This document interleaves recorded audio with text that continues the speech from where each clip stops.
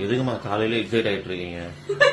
மோகி, சிம்பிளா வெயிலுக்கு இதமா ஒரு முட்டை மசாலா செஞ்சா எவ்வளவு சந்தோஷமா இருக்கும். இந்த முட்டை மசாலா செய்யறது செம்ம ஈஸி. ஆனா நாக்குக்கும் வயிற்றுக்கும் அத்தனை குளிர்ச்சியா இருக்கும். இதுக்கு முதல்ல ஒரு பேனை வச்சு எண்ணெய் விட்டு கடுகுளுத்தம் பருப்பு, வெங்காயம், பச்சை மிளகாய், கருவேப்பிலை தாளிச்சு இது நல்லா செவந்ததும் ஒரு ஸ்பூன் இஞ்சி பூண்டு பேஸ்ட் போட்டு ஒரு பரட்டி தக்காளி சேர்த்ததுக்கு அப்புறம் தேவையான அளவுக்கு உப்பு, தனியாத்தூள், மிளகாய்த்தூள், மஞ்சத்தூள் எல்லாத்தையும் போட்டு ஒரு பரட்டி 1 டம்ளர் தண்ணியை விட்டு தட்டு போட்டு மூடி அப்படியே இது வேகட்டும். இதுக்கு ஒரு சூப்பர் மசாலா ரெடி பண்ணிடலாம். ஒரு மிக்ஸி ஜார்ல மிளகு, சோம்பு, ஜீரகம், கசகசா, 10 முந்திரி இது எல்லாத்தையும் முதல்ல பொடியா அரைச்சு எடுத்துக்கலாம். அடுத்தது கொஞ்சம் தண்ணி விட்டு பேஸ்ட் அரைச்சு எடுத்துப்போம். இப்ப இந்த தக்காளி வெங்காயம் நல்லா வதங்கி வந்திருக்கும்.